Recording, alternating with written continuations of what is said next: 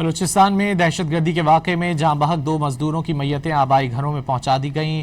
بلال غنی اور بلال قدیر کا تعلق خانپور کے نواحی علاقوں سے ہے۔ میتیں گھروں میں پہنچنے پر ہر کوہرام مچ گیا، ہر آنکھ اشکبار ہو گئی۔ دونوں کی نماز جنازہ آج ادا کی جائے گی۔ بلوچستان میں دہشت گردی کے واقعے میں جاں بحق دو مزدوروں کی میتیں آبائی گھروں میں پہنچا دی گئیں۔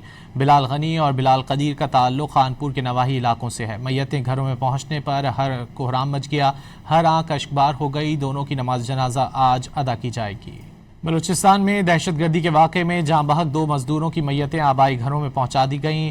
بلال غنی اور بلال قدیر کا تعلق خانپور کے نواحی علاقوں سے ہے۔ میتیں گھروں میں پہنچنے پر ہر کوہرام مچ گیا، ہر آنکھ اشکبار ہو گئی۔ دونوں کی نماز جنازہ آج ادا کی جائے گی۔